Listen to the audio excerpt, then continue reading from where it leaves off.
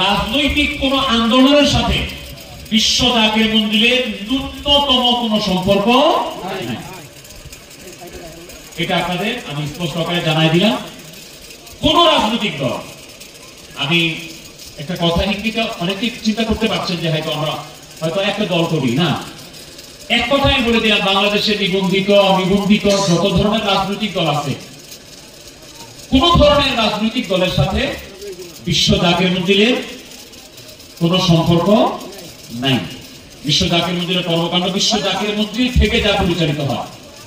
মহামান্নাল হাজরতুল খাজা মিয়া ভাইজান মুজাদ্দিদি, তিনি খাজা বাবা ফরিদপুরের স্থলাভিষিক্ত, তিনার জায়গায় এখন তিনি আছেন। তিনার মুখপাত্র খাজা বড়চাচা মুজাদ্দিদি, তিনাদের মাধ্যমে বিশ্ব জাকের মঞ্জিল পরিচালিত হচ্ছে খেদমতের সুবিধার্থে, জাকেরদারকে সংগঠিত রাখার জন্য, একত্রিত রাখার জন্য কর্মী গ্রুপ, এবং কর্মী গ্রুপের সাথে একইভাবে কাজ করছে কর্মী গ্রুপ মহিলা, কর্মী গ্রুপ যুবক, কর্মী গ্রুপ ছাত্র, কর্মী গ্রুপ ওলামা, বিভিন্ন ধরনের কর্মী গ্রুপের এই ক্যাটাগরিগুলি আছে। সবগুলি কর্মী গ্রুপ নামে যেগুলি আছে, সবগুলি কর্মী গ্রুপ, এইগুলির সাথে কোন ধরনের রাজনৈতিক দলের কোন সম্পৃক্ততা নাই।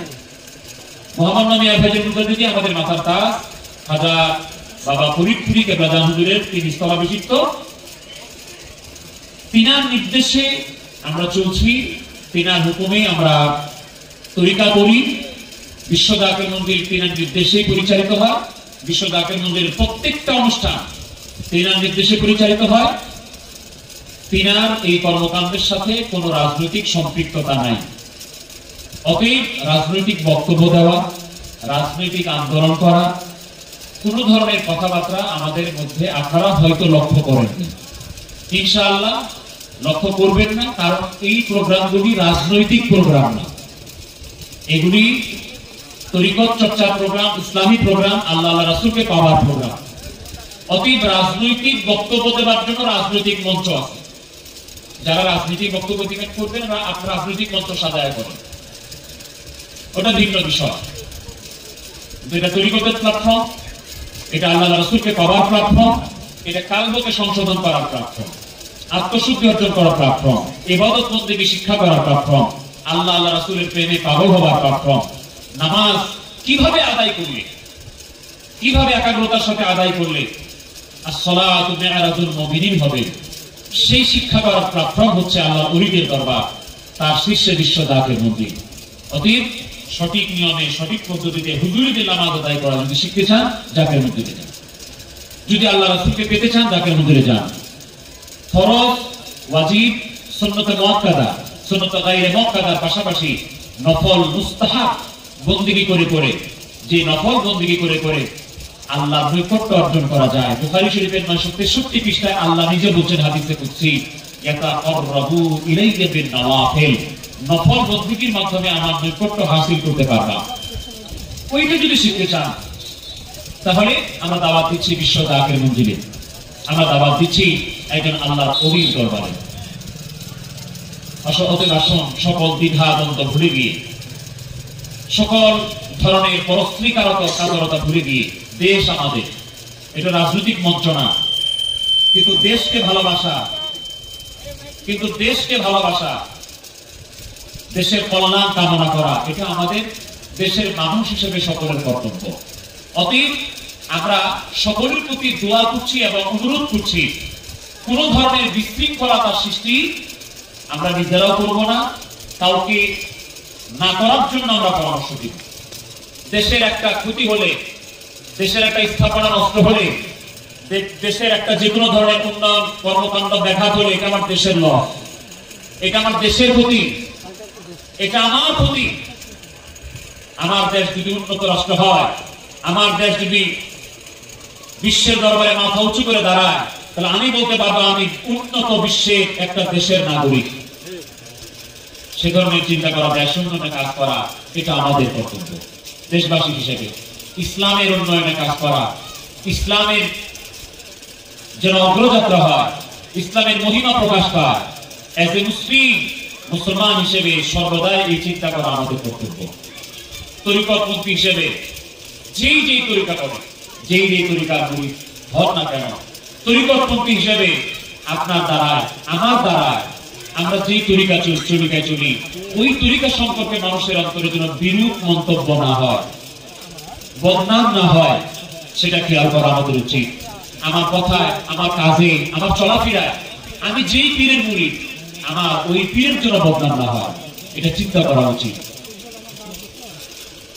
এই জন্য আমি শেষ বেলা আমার জাকের ভাইদের অনুরোধ করছি, সাথে যারা এগুলি করতে চান, আমি বিশ্বাস করি 100% বেনিফিট না পড়লেও একেবারে নিরাশ হবেন না। আল্লাহ রাসূলকে পাওয়ার জন্য, সঠিক পথে থাকার জন্য, এই দুনিয়াতে থাকতে আল্লাহকে যে পাওয়া যায় এই স্বাদ বুঝার জন্য, এই দুনিয়াতে থাকতে নবীজিকে যে অন্তরের মধ্যে ফিল করা যায় ওই স্বাদ পাওয়ার জন্য আমি আপনাদেরকে একটা অনুরোধ করছি, 5 ওয়াক্ত নামাজ যথা নিয়মে সময় মতো আদায় করবেন। 5 ওয়াক্ত নামাজ যেন কাজা না হয়। মোহাম্মদ নামিয়া ভাইয়ের মধ্যে যদি বারবার এই তাকবীরগুলি আমাদের মাধ্যমে দেওয়াচ্ছেন জাকেরানদেরকে, জাকেরানরা যেন নামাজ কাজা না করে। 5 ওয়াক্ত নামাজ পড়বেন, ফরজ নামাজ যা আছে পড়বেন, ওয়াজিব যা আছে পড়বেন, সুন্নাত যা আছে পড়বেন। এরপরে 6 রাকাত নফল নামাজ প্রতিদিন পড়বেন। জোহরের ফরজ সুন্নতের পরে 2 রাকাত নফল নামাজ পড়বেন, মাগরিবের ফরজ সুন্নতের পরে 2 রাকাত নফল নামাজ পড়বেন, ইশার ফরজ সুন্নতের পরে 2 রাকাত নফল নামাজ পড়বেন। মাগরিবের নফল নামাজ এবং দোয়ার পরে পাক কালাম ফাতিহা শরীফ পড়বেন, 7 বার তওবা, আস্তাগফিরুল্লাহ রাব্বি মিন কুল্লি যামবি ওয়া আতুবু ইলাইহি, 3 বার সূরা ফাতিহা, আলহামদুলিল্লাহ সূরা, 10 বার সূরা ইখলাস, কুল হুয়াল্লাহু সূরা, 11 বার দুরূদ শরীফ, এটা পাক কালাম ফাতিহা শরীফ এটা পড়বেন এবং দোয়া করবেন। আউলিয়া কিরামদের, আপনার বাবা মা আত্মীয়স্বজনদের দোয়া করবেন। এরপরে এবং এই আমলটা ফজরের নামাজের পরেও করবেন। এই 2 ওয়াক্তে এই আমলটা করবেন, ফাতিহা শরীফ পড়বেন। আর প্রতি ওয়াক্তের যে মুরাকাবা আছে এগুলো শিক্ষা করার জন্য মুরিদ হতে হয় বা এই নিয়মকানুন শিখতে হয়। তো মুরাকাবাগুলি করবেন জাকের ভাইরা, আধা ঘন্টা ধরে যে করতে হবে মুরাকাবা এমনটি না।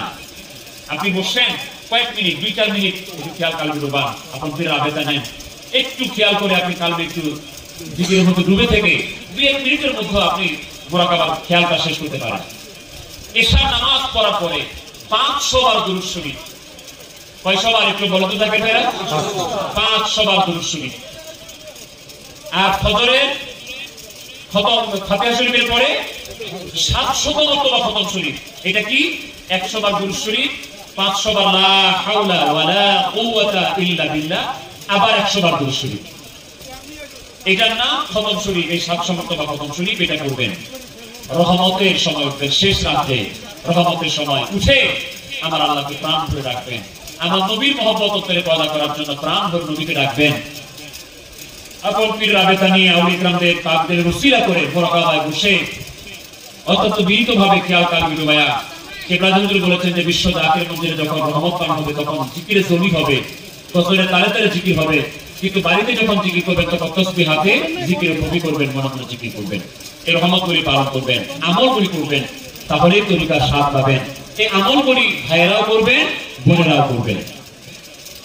এক কথাই বলেছিলাম সবাই করবেন এই আমলগুলি, ভাইয়েরাও করবেন, বোনেরাও করবেন। বোনদের প্রতি আরেকটু অনুরোধ, আপনারা স্বামীর খেদমত ঠিকমতো করবেন, পর্দার বিধান ঠিকমতো পালন করবেন। সন্তানাদি স্বামীর অগোচরে বাড়ির দায়িত্ব আপনার, বাড়ির রক্ষণাবেক্ষণকারী আপনি। অতএব স্বামী যদি বাড়িতে না থাকে ততক্ষণ পর্যন্ত বাড়ির গার্জিয়ান আপনি। অতএব সন্তানের দেখাশোনা করা, বাড়ি ঘরে দেখাশোনা করা, এগুলি আপনার দায়িত্ব। বোনেরা এগুলো ঠিক মতো পালন করবেন। পর্দা যেমন বিশ্ব জাকের মন্দিরে, আমার জাকের ভাইরা বলেন তো, বুরকা ছাড়া, পর্দা ছাড়া আকৃষি বিশ্ব জাকের মন্দিরের গেট দিয়ে ঢুকা যায়? ঢুকতে দেওয়া হয়? পর্দা ছাড়া বিশ্ব জাকের মন্দিরে চলা যায়? তো যেটা আপনি বিশ্ব জাকের মন্দিরে শিখেছেন ওইটা বাড়িতেও আমল করবেন, সেটা সবসময় আমল করবেন। কেউ যেন বলতে না পারে যে ওই মহিলাটা খুশি যায়, দেখো কেমন দেখো না, এটা যেন বলতে না পারে। এই অনুরোধ আমি ভাই হিসেবে, আমি একটা জাকের ভাই, মাওলানা ভাই বাদ দেন, এটা না না বলতে চান, মুফতি ভাই বাদ দেন, না বলতে চান, জাকের ভাই, আমি আপনার জাকের ভাই, সত্যের মহব্বতের ভাই। আমি বোন হিসেবে আপনি যদি বলেন আপনি আমার ছোট ভাই, আপনি আমার পা ধরে বলেন, আমি বলতে পারবো বোন, আমি আপনাকে অনুরোধ করি, আপনারা যদি বলেন আমার জাকের ভাইরা, আমি ছোট মানুষ, জ্ঞানও নাই, বয়সও নাই, কিছুই নাই। আপনি যদি বলেন ভাইজান আপনি আমাদের ছোট, আপনি আমার পায়ে ধরে, আমি কিন্তু পায়ে ধরে করবো, আপনাদের কথা আপনাদের কাজে আমার পীরের দরবারের জন্য বদনাম না হয়, আমার পীরের বদনাম যেন না হয়। ভাইজান আমি রিকোয়েস্ট করলাম সেই অনুযায়ী চলেন, সেই চিন্তা ভাবনা করে করেন। আপনার পরিচয়, আপনার নাম হয়তো আব্দুর রহমান, আপনার নাম হয়তো আজিজুর রহমান, আমার ভাই রোশন হাবিব আছে, আমার ভাই আবু হোসেন ভাই আছে, এখানে আমাদের লিয়াকত ভাই মামা ভাই আছেন, আমার সালামি ভাই আছেন, এখানে অনেক জাকির ভাই আছেন। আপনার পরিচয় আপনি শুধু আব্দুর রহমান না, আপনি খালি হাবিবুর রহমান না, আপনি খালি রোশন হাবিব না, আপনার আরেকটা পরিচয় আছে, আপনি বিশ্ব জাকির মন্দিরের সাথে সম্পৃক্ত। আপনাকে দিয়া মানুষ বিশ্ব জাকির মন্দিরকে চিন্তা করে, এই চিন্তাটা মাথায় রেখে চলাফেরা করবেন। আল্লাহ পাক আমাদেরকে চলা তৌফিক সবাইকে দান করুন, আমিন। আমি দোয়া করি এই মুহূর্তে আপনার মনে আল্লাহর কাছে যা মাকসুদ আছে এবং মুনাজাতে যা বলবেন, আল্লাহ পাক যেন মুসাফির হিসেবে দোয়া করি, আল্লাহ যেন সব কবুল করেন। আমরা এখনই দোয়া করি। জিকির করলে কষ্ট হবে না? জিকির করা তো ভালো জিনিস, জিকির করলে কাল জেন্দা হয়। আল্লাহ পাক নিজে বলছেন যে জিকির করলে মানুষের অন্তর পরিশোধিত হয়, ইতমিনান হয়। আল্লাহ পাক যখন জিকিরের কথা বলেছেন ম্যাক্সিমাম জায়গায় বলছেন যিকরান কাসীরা। সূরা হাজর আল্লাহ পাক বলছেন ইয়া আইয়ুহাল্লাযীনা আমানু যিকুরুল্লাহা যিকরান কাসীরা, এই বান্দারা জিকির করো, কত? আল্লাহ পাক বেশি বেশি যিকরান কাসীরা, বেশি করে জিকির করো। আল্লাহ কখন কখন করব? কিয়ামান কুদান ওয়া যুনুবান, দাঁড়ায় করো, বসে করো, শুয়ে করো, সর্ব অবস্থায় করো।